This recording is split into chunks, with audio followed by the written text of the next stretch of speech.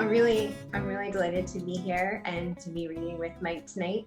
Um, so my first book, or my first full-length book, came out right at the start of the pandemic last year, and it's called "Those Who Keep Arriving," and it has an artwork on the cover from one of the poems in the book, and a lot of the poems in my book are about art.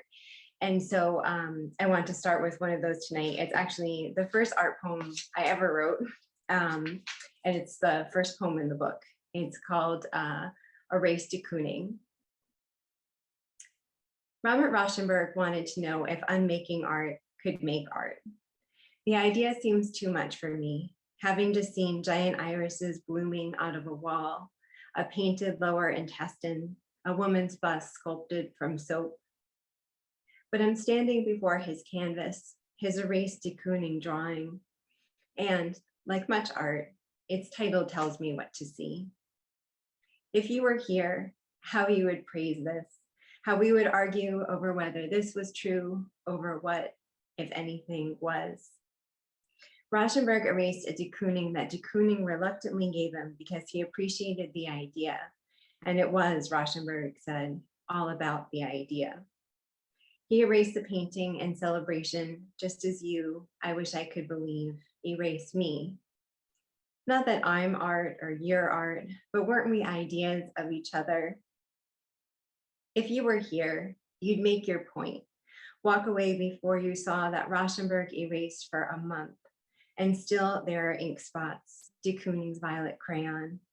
There are even eyes, still looking. My love, Rauschenberg lied.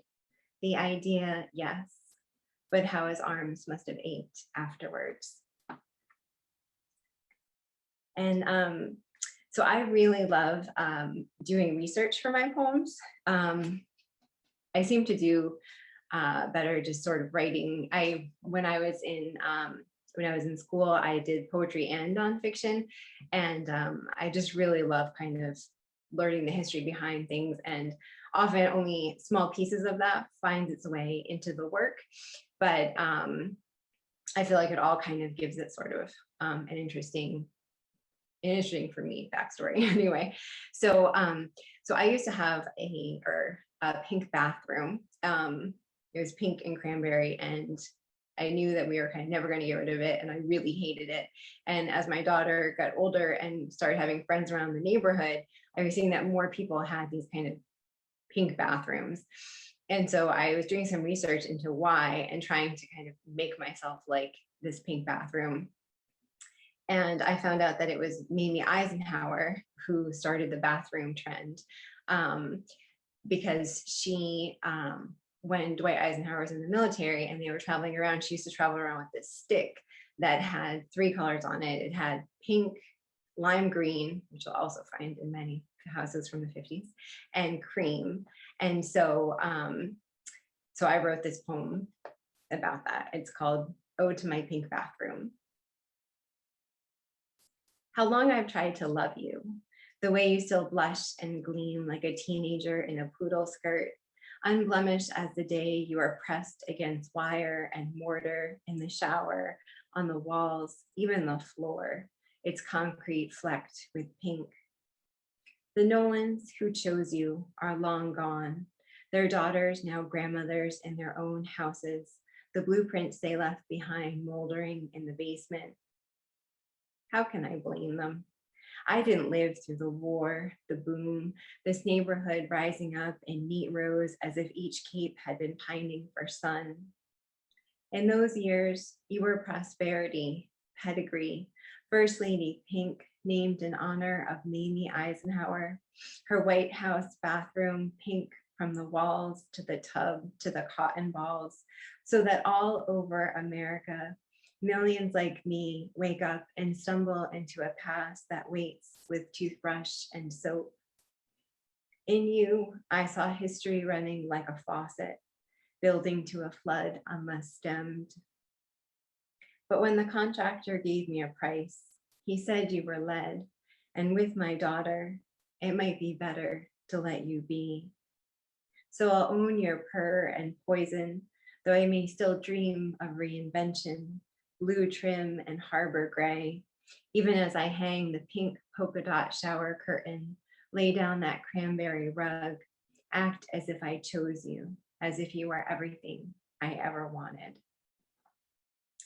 So after I wrote that poem and tried to, in hopes of making myself like my bathroom, which I did like a little bit better, I got it accepted, and 2 weeks after that, we had a leak in the bathroom, and the entire bathroom had to be demolished. So now we have the blue and gray bathroom that I wrote about in that poem. So that was kind of strange, but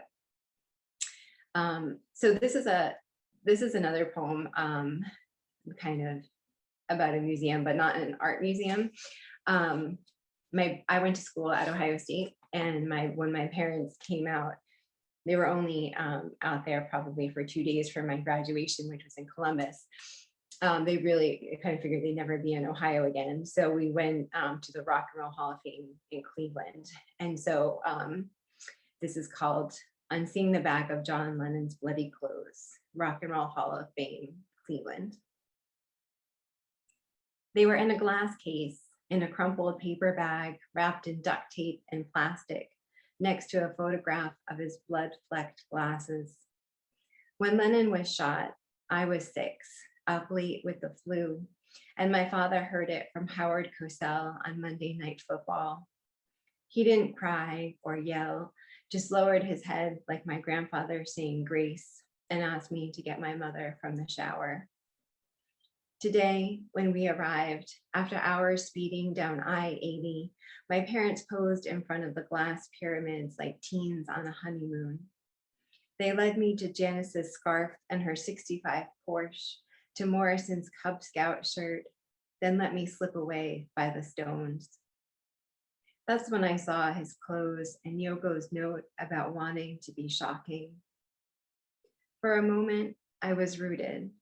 Had she ever dared open the bag, or had those clothes stayed dark and heaped for decades, made of tougher stuff than the body they'd been cut off?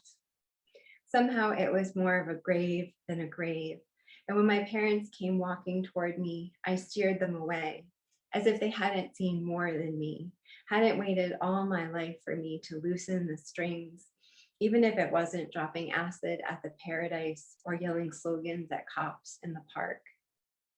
But I've always been more doo-wop than rock, the colonial to their tenement. After Lennon died, there were nights my father would turn on the stereo and sit on the couch in his work clothes, still dusty from ripping up carpets. As the music played, he'd look so distant that I just watch him listen, until he asked me to lift the needle from the record, a moon I'd guide back to orbit, then hold on to with both hands. This next poem is called The Museum of Broken Relationships, and it's not an actual museum, but I had read about this museum where people sort of donate objects from relationships that they don't quite want to throw away, but they don't want to keep either. And so some of them exist in sort of like an online exhibition, but some of them have been in actual physical exhibitions over the years. So I thought it was kind of an interesting idea. So this is called The Museum of Broken Relationships. Of course, bears, wedding dresses, letters for Johns, but also the axe with butchered bed, the vet's prosthetic leg. In Sarajevo, Belgrade, Berlin, they've harbored relics of soured affairs, sent thousands touring through loves gone bust. The Murano glass horse, later the divorce, the garden gnome thrown by the spurned. Here, you'd think empathy would rise easy as desire, for who hasn't felt the ground's cold smack, the ache of the mornings after? Yet love folds like laundry, the same story over and over. The woman who gave the box made of matches, maybe hand in hand with another man. The man who gave the bowl, maybe kneading bread for his new wife. In the end, there's no marvel in how we suffer, only in how we build skyscrapers out of rubble. So today, I have one sister, and she just had her first baby today. And so I was thinking about this poem that I wrote for my daughter about the day that she was born. So this is called For My Daughter on Her First Birthday. You were late, but ordinary. Average height, average weight, without complication. When they laid you on my chest, you were a frog queen come up for air, slick, wrinkled, your legs splayed as if ready to leap. From salt water and cells, I formed you as I was formed, as your father was by his mother, with limbs beginning as paddles, lungs filling with fluid. Repetition should dull wonder, but you emerged like a continent breaking off from Pangea, and I held you close, knowing the ocean would have its way. And this next poem feels like it's from a lifetime ago, because it's about a time that we went to New York City and went to see a Broadway play, which seems like an improbable thing to do at this point. So we had gone, and we were leaving around probably like 11 o'clock at night, and my husband and my daughter and I, and we got on the subway to go back to my friend's apartment. And when it stopped, my husband and daughter got off, but then the doors closed before I could get off. And it was definitely some sort of mistake, because there was a whole bunch of people behind me who were also trying to get out. And so this is what happened next. The subway doors closed after my husband and daughter, but before me, and she began screaming on the platform as the train lurched the length of a few cars, then stopped hard, the crowd surging forward, reaching over and in front of me, trying to force open the doors, when shouting came from the back. Someone's fallen on the tracks, a child. I was confused. My girl had been the only child on the platform. Panic came on slow as air bubbles in the water before it boiled, but it must have been just milliseconds before I turned and said, "A child?" And a woman yelled, "That's her mother. Get her mother off this train. This woman needs off the train." All went still as they stared at me, and it felt like the time I flipped over my car, hitting every side, then wasn't sure if I was dead or alive, because I'd been looking at my child a minute before, and they're saying she's on the tracks with the rats and the electricity and the trains charging this way. Had she run toward the car when it started to move and slid over the edge? She'd had on Mary Jane's and a polka dot dress. I pressed myself against the glass, frantic as a pinned moth, its wings still beating. I tried to see down to where she'd been as the crowd murmured like a receiving line, a few people laying their hands on my back, as suddenly they appeared. My husband waving, my daughter still screaming. It was a grown woman who fell, not in, but next to the tracks. She was drunk, trying to get the doors open for the rest of us. So my husband had no idea why everyone on the train was looking at the two of them, why people started hugging and congratulating me as if she'd just been born. And I wanted to end with, so this is a love poem that I wrote for my husband, he's also, his name's David O'Connell. He's also a poet. And a couple of years ago, we were asked to do a reading together because we were a couple and it was Valentine's Day. And so they thought it would be really great if we read love poems, but I didn't have any love poems. My husband had some really nice love poems about me, and I had never written a successful love poem. And so I had to cobble something. I don't even remember what I did, but it wasn't good. But so when I wrote this poem, which was about an interview I heard with a climate scientist about the apocalypse, my husband read it and he was like, "Oh, this is a love poem." So this is called I Want to Eat Bugs with You Underground. The scientist on the radio said that humans will survive. And at first, I was buoyed. But she only meant some of us, the ones living in tunnels, eating crickets to survive, when the rest had died from mass starvation after droughts lasted longer and seas rose faster and wars killed bigger because everyone wanted what little was left. I'd be fine with being one of the billions dead unless you were still alive. Under a down comforter or by a trash fire, I want to be where you are. You know how poorly I dig holes, how angry I get when I'm cold, how twice I've accidentally maced myself, and still you take me with you down into the earth, give me more than my fair share of caterpillar. Few believe we're in the middle of the end because ruin can happen as slowly as plaque blocking arteries, and only later feels as true as your hand resting on my hip, both of us quiet as roses, waiting for the bees to arrive. Thanks so much. Wow.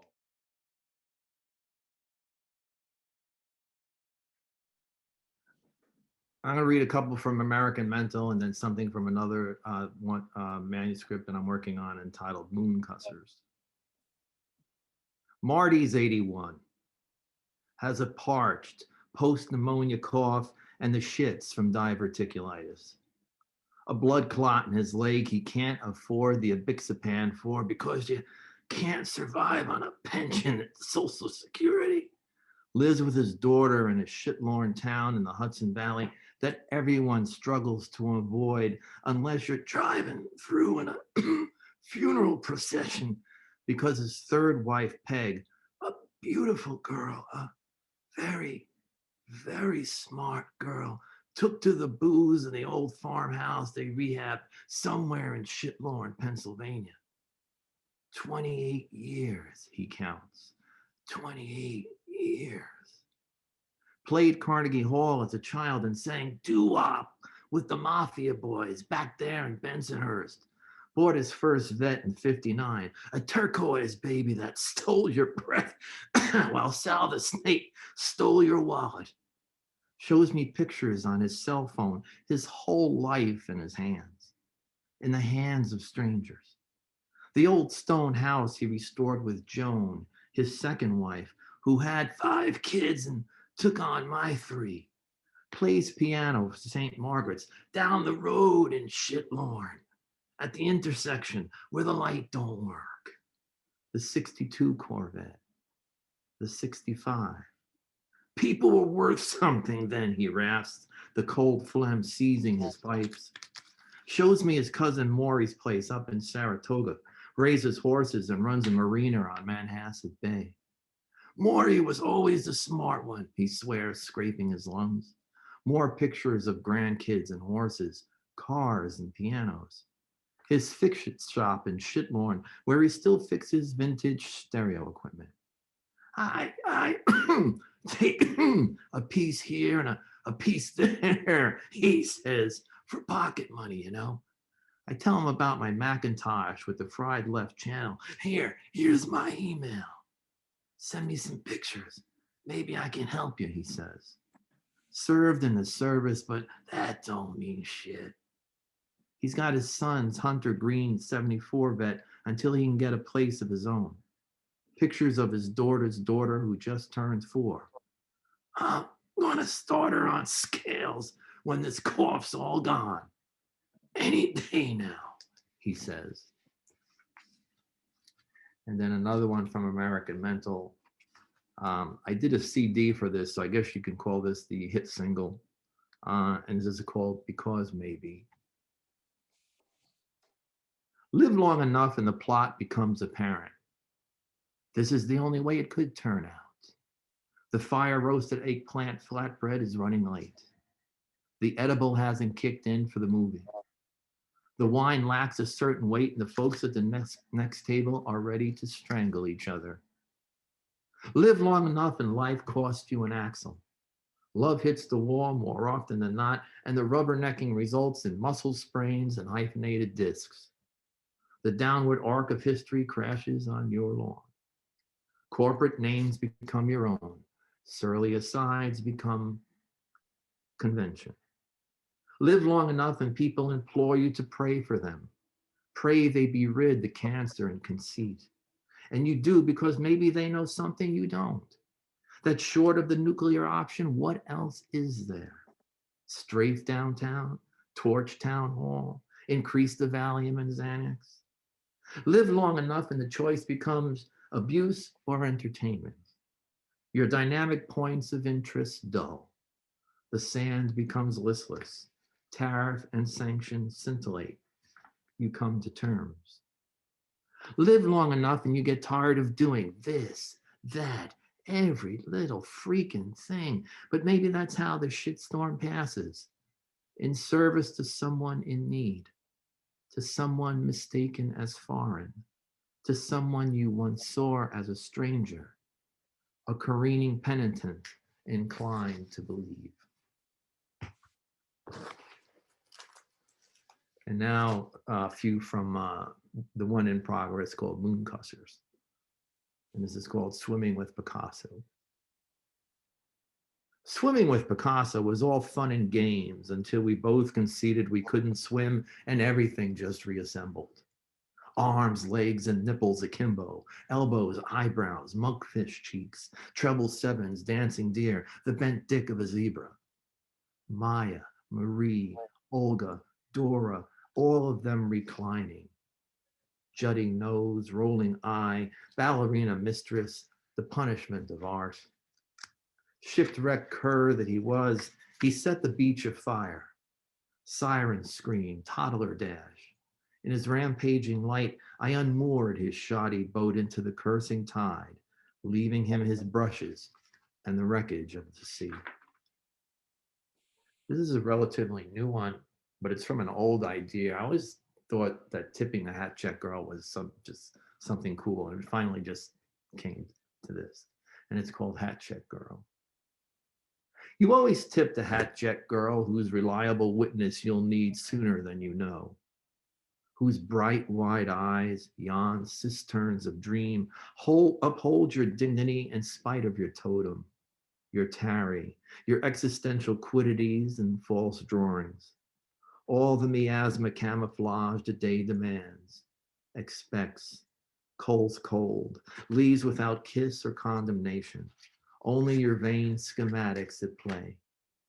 You always tip the hat check girl as a matter of course, as a nod to beauty and its mastery of the moment, its discretion, fury, and the obvious ways it jolts and lures you and leaves you broken, whole unlike before.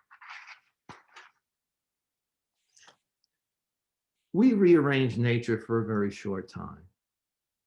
The tree reoccurs. The wind replaces seed. The waters overrun their banks to reclaim the land once taken. We try to replenish our stock, but to no lasting avail.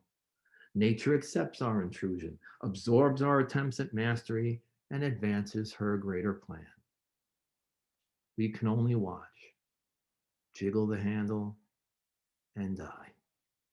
That is all we are, all we do, all of us.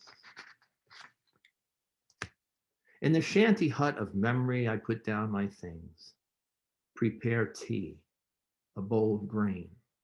Arrange my space into same order. Kitchen, bedroom, bathroom, den. A small room for secrets. My desk skewing east. My bed aligned. Shoes missing. Forks misplaced. This is kind of based on a true story. And it's called Where the Light Sneaks In. The psychic took my personal check and I quickly questioned all our projections. Surely she knew my grifter past before predicting 10 weeks on the Times top 10 and Amazon's big pick. Have you read my stuff? It's freaking depressing, I said. A curt evaluation, I'll concede, but I don't see stars anymore, just bullet holes where the light sneaks in. We need your truth, she said, and I thought, whoa, what a promo blurb for a back cover that would make. Let Kirkus magazine charge me now. This country ain't piss, she said, lending credence to my last submissions, heft to my whole ovoir. Can I quote you, I asked without a grimace, my standard scowl of the day? $26.99, she said, without fanfare or delight. This next one, it's been playing a big part in whatever readings I do. It starts it, winds up in the middle, it closes it. So it's kind of like that hitter that you can always put in the lineup and he always gets a hit or he gets a run. And this is called Gracie. There's a grammatical error up ahead that will change everything.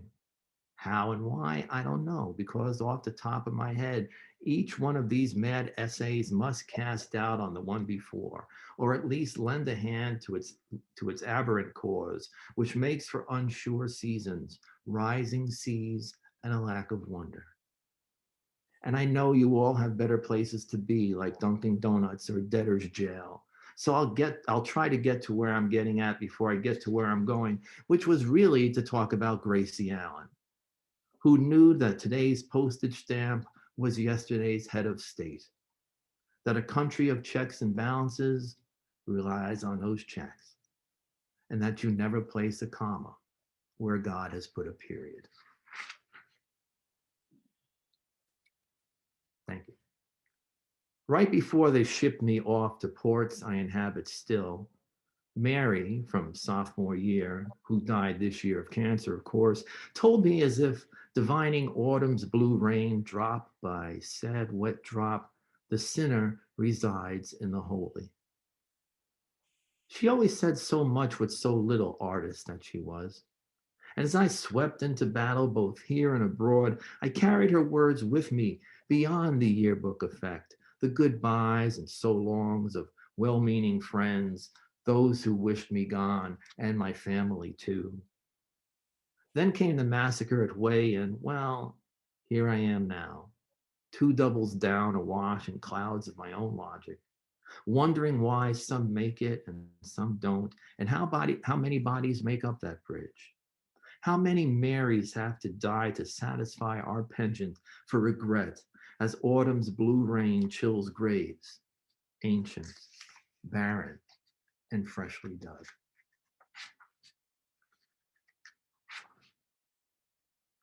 Odd Tango was an atheist after the war. What other choice was there? Electroshock, the brown crystal. A calming agent every 4 hours didn't cease the darkness, didn't make his hairpin hold any less shakier than the hour before the flashlight craft in the jungle cranked to 10. Counting corpses ride hard the minute.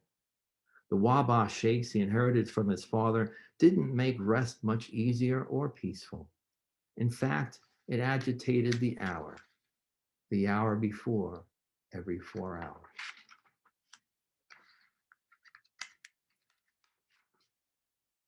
I know we all wrote poems during the pandemic, and this was really one of the first ones that I did write. And it was actually one of the first ones to get published also. And it's called Left of the Green Lampshade. It was funny grooming myself in isolation. Do I shave? Do I shower? Do I tuck in my shirt? Do I tilt the screen just left the green lampshade or for best effect? Do I mirror myself or go commando and let those of you on the other end of this string see for yourself if I hid the weed or drank all the wine? Okay, welcome. Here's the house. Did these days sneak up on you too because we all ignored the rear view warning that objects are closer than they seem? Are all the little anxieties from outside adapting like anything wishing a lifespan would, making you anxious inside? Are you making your days fruitful, planting seeds, cleaning house, throwing out the old, whatever it was that bound us then, when now is all that matters? I got a couple of new ones, and then I'm just gonna bid you bon voyage. And this is called Graying Notion.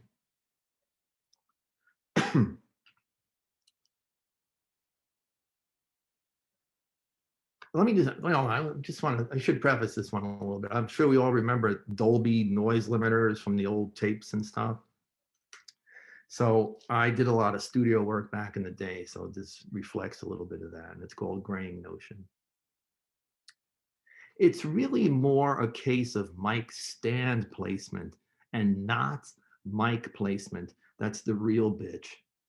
For just when you thought you had it figured out, well, that's why they put erasers on pencils, the great announcer said, and why we write these things alone in huts of our own illustration, all our cartoons crudely drawn. So very often I hear the hiss of Dolby in my head, my thoughts limited to the graying notion of control, a cloud of noise that still throws shade. And I'm going to close with this new one, and it's called Something Other Than.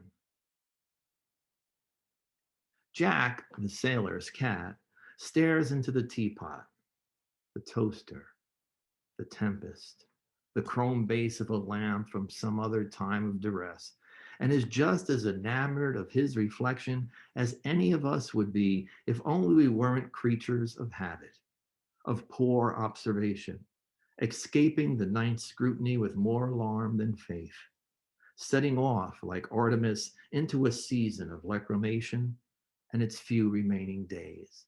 I want to thank everybody. Thank you, Julie, and thank you.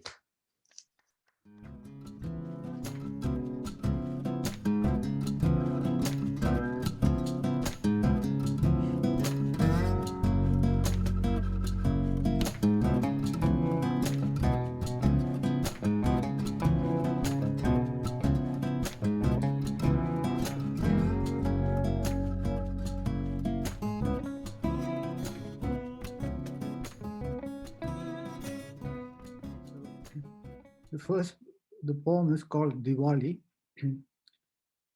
Sinister, throbbing, jarring voices fill the darkling plain, laughing at an innocent in pain, robbing the poor of grain. How shall the poor, the meek, and the frail reach toward the light? Freedom, happiness, simple joys, eating, drinking, and making merry for a day or two till life is done. Look from a hilltop into a valley, green, evergreen, and splendid sequoias. Gaze in raptures, gaze in rapture at the great bear in a clear night sky, soothing quiet. Only by standing together, shoulder to shoulder, our bodies, swords and shields, the fallen replaced, the wall unbroken. Good shall triumph over evil, the message of Diwali repeated thousands of years. Okay, that's one. And then there's another short poem. My accent needs work, but oh, there we go. Pieta. A child lying in its mother's lap, enfolded is in nature's gentle wrap. Standing alone in a wooded glen, gurgling water soothes the brain. Oh why do we then destroy the mother's lap in which we lie? The earth shorn of her sari green, no tears reclaim the desert scene. Watching his pain on the cross, the agony gnaws Mary's heart, tears wet the body in her lap. Who weeps for mothers crucified? No horseman, no apocalypse, but greedy human grubby fingers, digging, burning, raping, pillaging, children ripping their mother's womb. Yeah.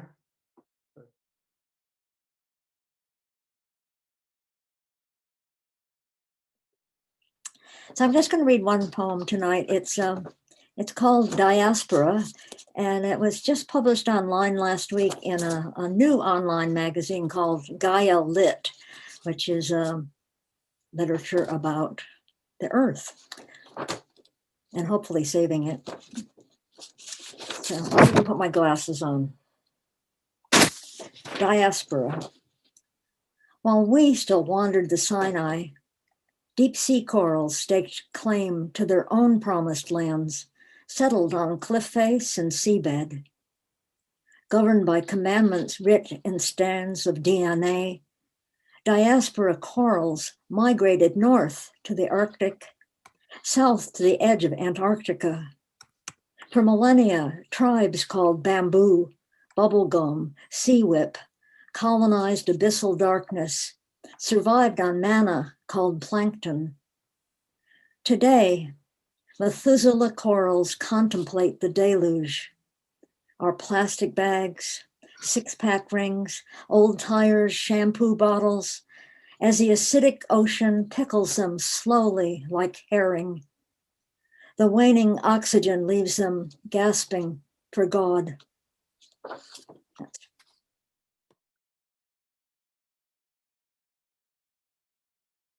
Okay, I'll go ahead. This is about an Ohio and New York State painter named Charles Birchfield. He's 20th century, lived a good deal of his life in Buffalo, New York.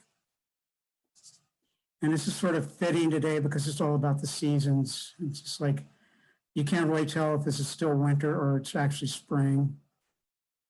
It's called Birchfield Variations.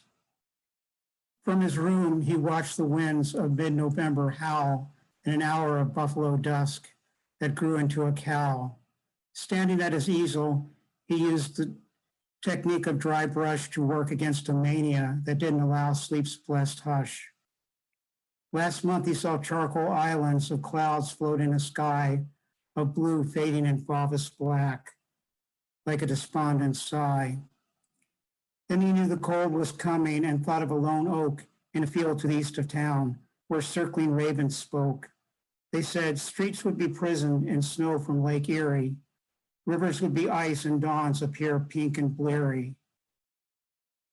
Late that night, he had a dream of Salem, Ohio, where three elms from his childhood shone above a green meadow. In a winter thaw, he walked the flooded thoroughfares past gaping doors and windows, presenting icy stares.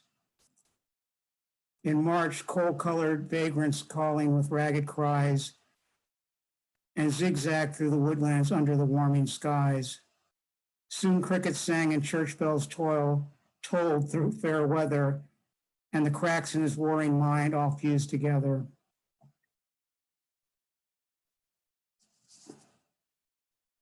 I'm not sure if I may have read that one before, but it's not too much of a problem. I'd like to read one that sort of also fits in with the weather today. Okay.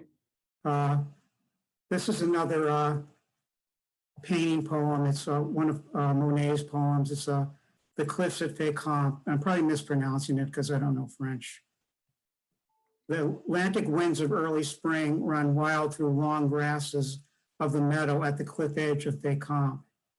He watched the clouds flow like ragged white blossoms over the blue-green sea and erased any sign of tourist. He heard the cold waters rage against the cliffs, muting shoreline voices from hotels and cabins.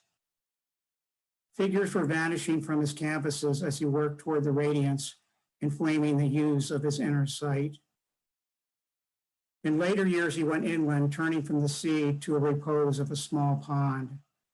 In Giverny, in the tangling green of his gardens, he recorded all the colors of water lily music. Thank you.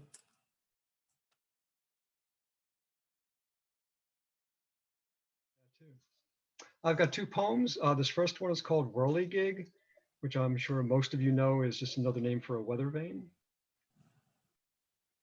I got nailed as a whirligig to the top of a barn, my hair a windsock feathering upon the prevailing current. A severing at the shoulder allows my arms to spin like rotors when the heavy push of a storm approaches. I won't lie about the agony. The sounds that escape are like the grinding rasp of pitted gears. Summer has blackened my skin to the hue of neglected steel. The balm of winter's first snow, prelude to its whip of ice. The sun skims the surface of the soil with the memory of heat, its light bound up and departing for another sliver of the galaxy, the low beauty of its betrayal, north by northeast, if it cleaves to its course. And I was going to read, I was going to read a particular second poem, but John read a poem about the changing of the seasons and wondering where the hell we are at this particular moment. So I'm calling out a poem called "Call Back the Dogs." Call back the dogs. They've got no scent to follow. That brindled one, slow-eyed and slavering, what's he bellowing about?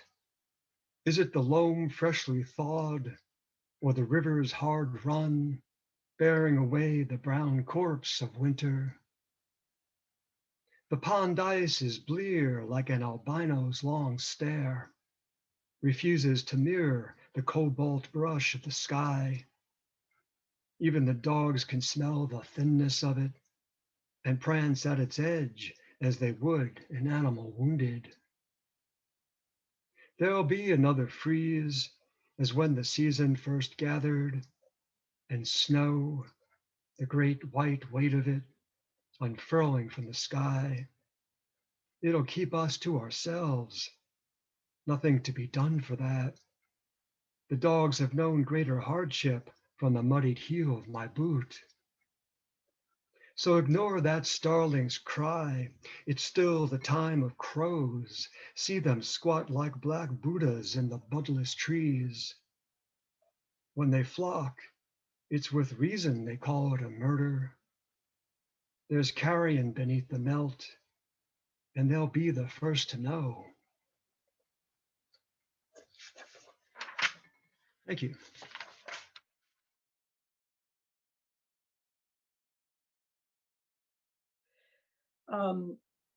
I took a really good class recently offered by Hugo House and taught by Carolyn Wright called 6 Poems, 6 Ways.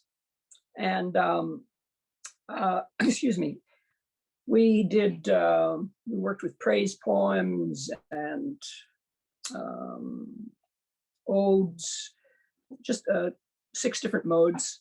And I thought I'd read a poem that I wrote for that class. It was really a good class. This is called At Home Among Us, and this is a praise poem. Thanks be for the crows of our neighborhood who fly from their rookeries across the lake for food and water, and to pick up ground twigs or twine from the plastic-covered weave of our garden chairs for their spring nests, and who hang upside down on the triplex wires to the house for fun, or go roof sledding on pot pan covers in the snow. They come to claim their homes among us. Thanks be for the raccoons who leave their last patches of woods in the dusk to cross the street from all directions, down from their nests in the tallest trees to meet at our front door. 5-fingered paws reaching out for the tips of our shoes. Mothers' dark eyes peering up through their masks in hunger as palpable as pulse. Their kits play together in a plastic tub of water. And thanks for the lowly starlings on the lawn, whose iridescent feathers glisten in the sun. Though they be encroachers from the British Isles, North America's most reviled invasive bird. At one time, they were exotic European pets, whose melodious voices could mimic like parrots, or sing along with a Mozart piano concerto. A pair makes a small box nest in our neighbor's eaves. Let there be thanks for the opossums, seemingly disappeared from our ranks, too slow to escape the inventions of cars and the crush of their wheels and their steel. Let opossums feed on leftovers of the night with the rodents, and only once in a while end up at the bottom of our garbage cans, pretending to be dead. Thanks be for the coyotes who have journeyed at last from the plains to the cities, who have learned how to wait alone for their prey at night in the alleys and lots and all corners of our industry. They who have traveled to the manicured lawns of our suburbs, where they are mistaken for wolves or dogs and feared for disappearing our pets. They who have come one by one to claim their homes among us. Thanks.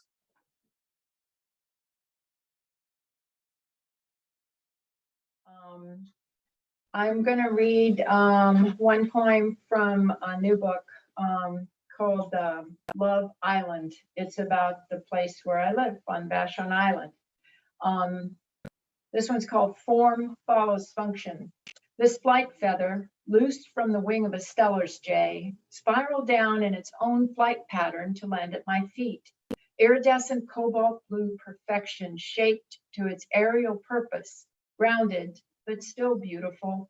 Whatever is useful becomes beautiful in its duty, and loosed or laid down still holds its inner purpose. No one sees a feather that does not think of flight, and no one sees a sword that does not think of blood. Thank you.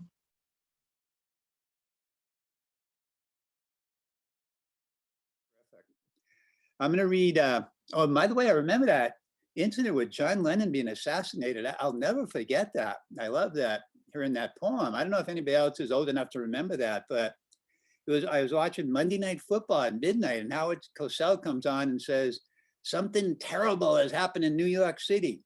And I thought they blew up New York City. I really did. And even in those days, I was, long before 9/11, I was always of this fear that someone would blow up a city. Mhm. And it turns out, he says, John Lennon has been killed. And in some ways it seemed worse. I thought, oh my God, now they're killing singers. We had presidents and, Robert Kennedy and senators, and now they're doing singers. And it just, like, everybody needs security. And you see it today, any famous person has to have security. And that's where I learned that on that night, and never left me. If I can, I was out that night, and as I came in about at 9 o'clock that night, my father lets me in the house, and he goes, "They shot your friend." And I had known, and when I got into the house, my mother was crying her eyes out. Yeah, I was broken up.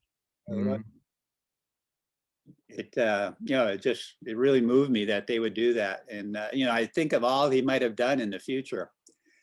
So the poem I'm going to read is about a fictional character. I like to create fictional characters. This guy is called Nine-Toe Willie. And my challenge is every time I write about him, to write it in a different way. So this one is a sonnet. Nine-Toe Willie walks barefoot. Nine-Toe Willie loves to walk with no shoes. Most people choose to shun going barefoot to avoid the feel of dirt between their toes. Not so with Willie, who prefers to scoot around the yard, letting the soles of his feet soak up precious neutrons, those tiny particles filtering out of the soil to grow our wheat. Shoes and socks end up being obstacles that prevent a healthy lifestyle. He even refuses to eat in any restaurants that require them. Willie remains steadfast and always pursues his goal to help his friends and inspire them. To rediscover the joys you knew at birth, eliminate your barriers to touching the earth.